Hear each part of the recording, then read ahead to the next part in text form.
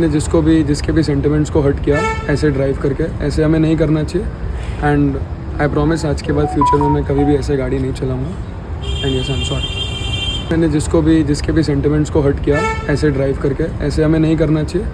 And I promise आज के बाद फ्यूचर में मैं कभी भी ऐसे गाड़ी नहीं चलाऊँगा। And yes, I am sorry.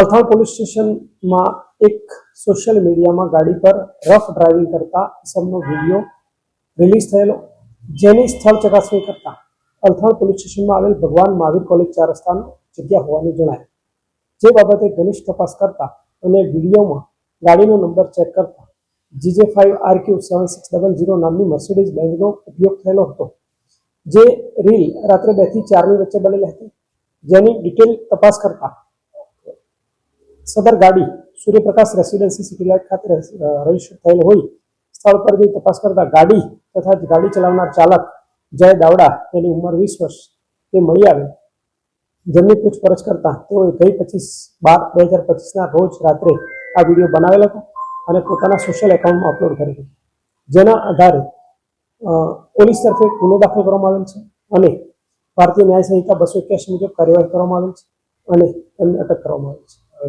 યુવકની ઉંમર કેટલી છે અને ખાસ કરીને લાયસન્સ રદ કરવા સુધી જી, યુવાની ઉંમર 20 વર્ષની છે, તે ભગવાન મહાવીર કોલેજમાં સેકન્ડ યરમાં બીબીએમાં અભ્યાસ કરે છે અને તેની પાસે લાયસન્સ હાજર છે।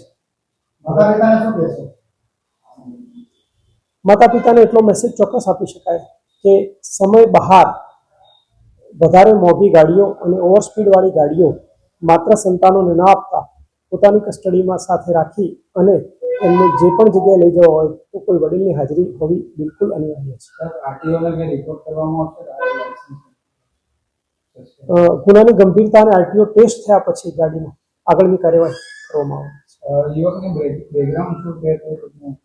યુવક પોતે અભ્યાસ કરે છે અને પિતાજી ફર્નિચરનો વ્યવસાય કરે છે, જેમની દુકાન ઉધના ખાતે આવેલી છે।